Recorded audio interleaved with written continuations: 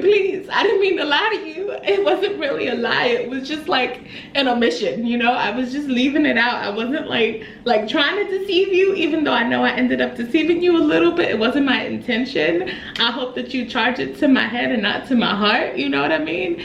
And hey boo, this is Nika, and I am pleasantly unbothered.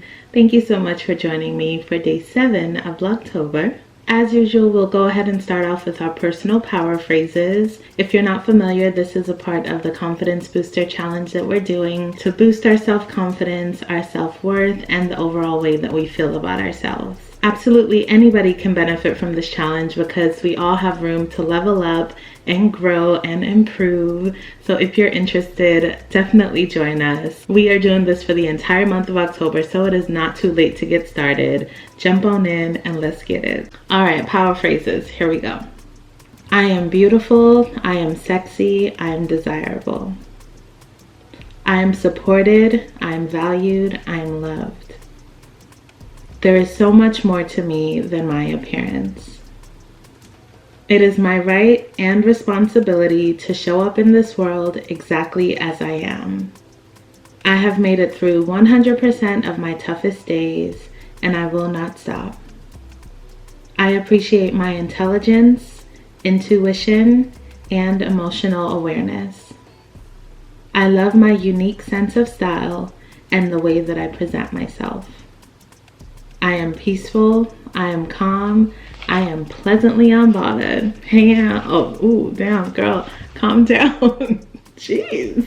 I am worthy of everything that I desire for myself. I love my own personal brand of sexiness and how attractive I've grown to become. I am grateful for my body and all that it has allowed me to do. I am capable of even more than I could ever imagine. I believe in my ability to inspire others and impact the world in my own unique way. By being kind to myself and others, I am inspiring others to do the same. I am loyal, I am supportive, I am understanding. I am worthy of happy, healthy, positive relationships. I'm a great mom, and I do the best that I can for my daughter every single day.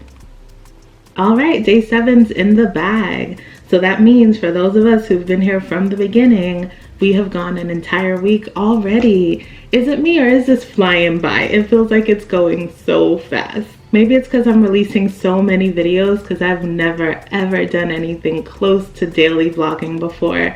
So maybe that's why it is. But let me know in the comments how you feel about making it through a whole week of this challenge. Like, we in here. I'm noticing that I'm already starting to memorize a lot of the phrases. All I have to see are like the first few words and I got the rest of it. It's definitely starting to feel a bit more natural to say some of these. It's almost like it's like a mantra, you know, putting all these together and giving myself like a little pep talk every single day. By the time I'm done, I'm like, yes, girl.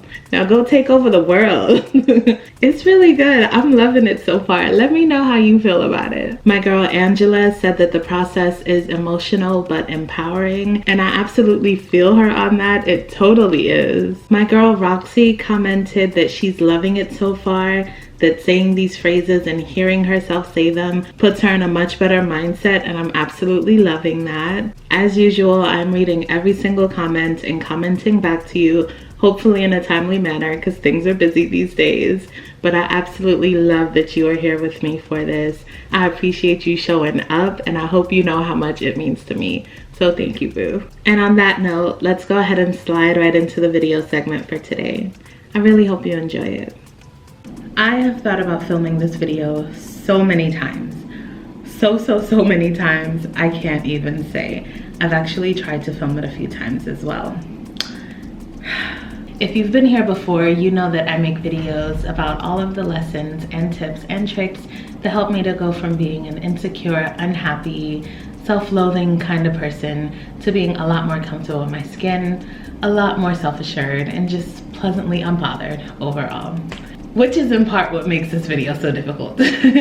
We talk a lot about body image and confidence, self-esteem, self-worth, all that jazz. And so the fact that I've been hiding something from you regarding that kind of thing, it makes me feel some type of way, and it might make you feel some type of way.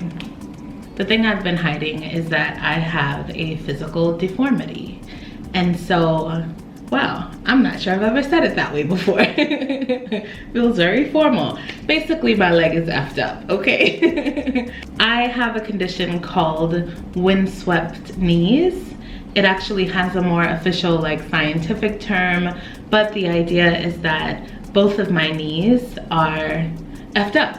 So on one leg, my right leg, I actually look like I'm bow-legged, so it bends like outward. And then on my left leg, it looks like I'm knock-kneed, so it bends inward. So really, I end up looking like I'm like leaned to the side, or like the wind is sweeping my knees to the side, hence the term windswept knees. I was officially diagnosed with this condition maybe 10 years ago, but I noticed it much longer before that. I am at a stage right now where I don't know what actually caused it. It's been something that I've been living with for a long time that I didn't have a very good understanding of for most of that time. And I have pretty much been trying to figure out what can be done about it, if there's a treatment plan, if there's a way to fix it, you know, or to correct the deformity, basically. After many years of seeing various doctors and orthopedic surgeons and specialists and such,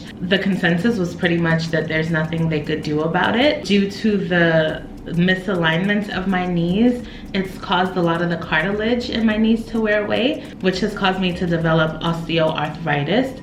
So on one of my knees, we're pretty much like bone on bone, and it's not looking the best. So what's been most suggested is a knee replacement. And in case you don't know much about knee replacements, apparently they're meant to last between 10 and 20 years. If the person who gets the knee replacement outlives the knee, there's often a need to replace that again. But since most of the people that have knee replacement surgeries tend to be seniors or individuals that are 60, 70 plus, sometimes that's not an issue. I'll put it that way. For me, being 30 years old, getting a knee replacement at this point would mean that if I survive to at least 40 something, 50, I would have to have another surgery again. And with every surgery, apparently there are greater risks, there are more potential issues, etc., is what I'm told. So about a year ago, I was able to meet a doctor on the East Coast that specializes in doing surgeries that might be able to fix my legs. And I met with him, I had a consultation, flew out there, did the whole visit, x-rays, all that. And it turns out I'm a great candidate for the surgery, apparently, which means that there is hope that there's something that can be done to save my knees without a knee replacement. However, it introduces a lot of other issues. As I said, the doctor is located across country, so the procedure would happen where he is. I live in San Diego, he's in New York, which is where I'm from. What? Anyway, he's in New York, which means that I'd have to travel out there for the procedure, also remain local for long enough for follow-up visits, check-ins, progress reports, etc., which means I'd have to find a place to stay for that time. I'd be on crutches, it'll be a whole ordeal. There's a lot of planning involved, let's just put it that way. And yeah, I may be having surgery soon. So I can't help but think back to like when I was a teenager and in high school, and I noticed the difference in my legs, and my first instinct was to hide it.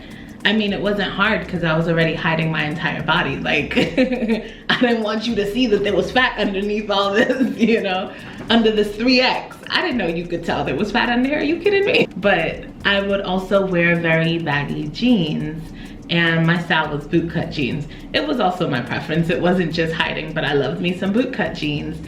And the way the leg of the jeans would fall, that helped me to conceal it. Over the years, I've developed an affinity for pants that have like a skinnier leg or come down to a more narrow fit at the ankle. They shape your leg the entire way down. So I've pretty much learned to embrace it in that respect.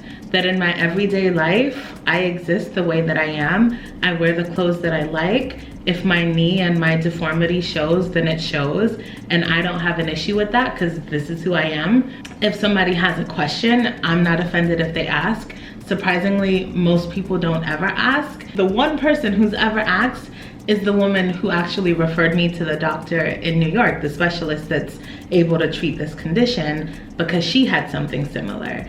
And she actually looked at me and said, oh my God, you have what I had. And she's the only person outside of my family that's ever mentioned it. And so it's just how I live my life. It's my legs, you know, they still get me from point A to point B. I'm not in constant pain, thankfully, although there are times and periods where there is a significant amount of pain, which is another reason I want to get the situation addressed and taken care of and fixed so that it doesn't get worse.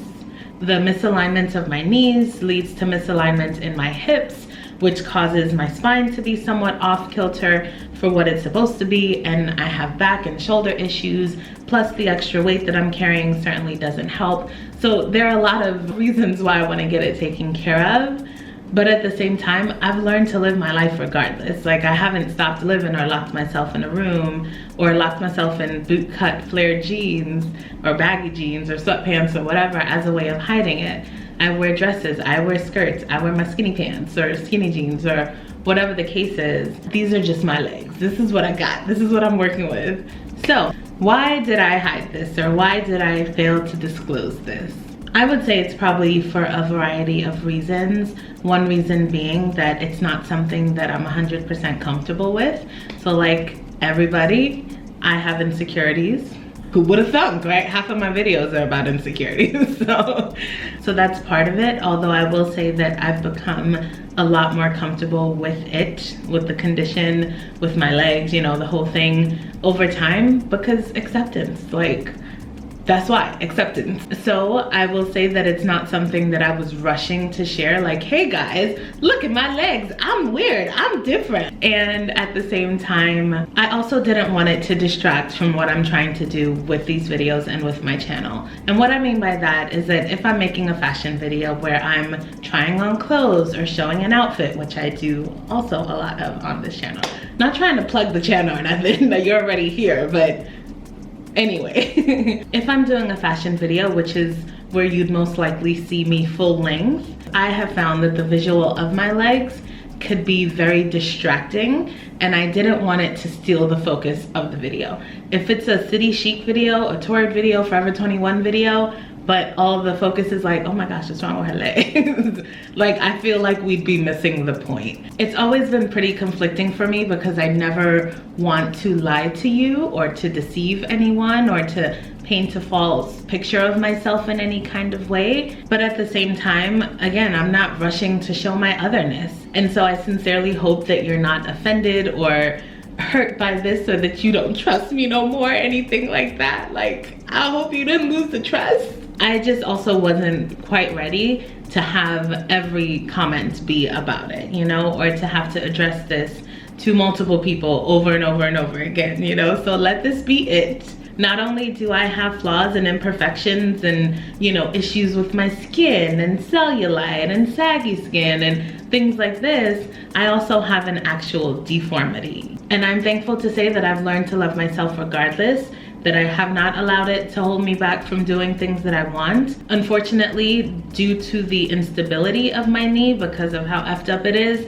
there are things that I'm limited from doing in order to protect my knee from further damage or from getting worse or from destroying even more cartilage or what have you. So there are things that I don't do for those reasons. But other than that, I'm living my life just the same. You know, I got bills to pay just the same. My baby girl is looking for a mama to raise her and love her and show her how to love herself just the same. And I can't let this leg hold me back. So as I'm trying to navigate this whole surgery thing, figuring out what it's gonna look like, how the process is gonna go, the actual procedure, plus the recovery, hoping that all goes well, the way that I'm praying and expecting it to. Matter of fact, it would require 2 surgeries, one on each leg, because they have a different thing. One's going zig and the other one's going zag. Well, no, I guess they're both zigging in the same direction. I don't know how to, anyway. not the point. So I ended up having surgery on my right leg earlier this year, and although things did not pan out the way I expected at all, I'm thankful to say that the surgery went well. Since then, I've been focused on healing and my recovery, and I've been doing physical therapy multiple times a week, working to get back to feeling like myself again. It wasn't easy having to rely on a wheelchair and a walker for months and months and months, or having to depend on my family to assist me with everything from taking a bath, to getting a meal, to taking care of my daughter. So I'm incredibly grateful to have made it to a point where I've regained my independence, and I'm feeling stronger and stronger by the day. I now have metal plates and screws in my leg that are expected to be a part of me for the rest of my life, not to mention the scars from the procedure. But, as usual, I'm learning to embrace and accept the new parts of who I am. If you enjoyed this video, please do the thumbs up thing. Also, talk to me down in the comment section down below. Let me know what you think. How's the challenge going? How's your progress coming? How are you feeling? Just talk to me. I am here. Also, we have daily videos coming at you for the entire month. So make sure you subscribe if you have not already, and turn on those notifications so that you can be alerted when the new video drops. I know that there are 1,000 other things that you could be doing or watching right now, so I certainly appreciate you being here with me. More than you know, boo. I'm so serious. And I look forward to seeing you in tomorrow's video. Bye.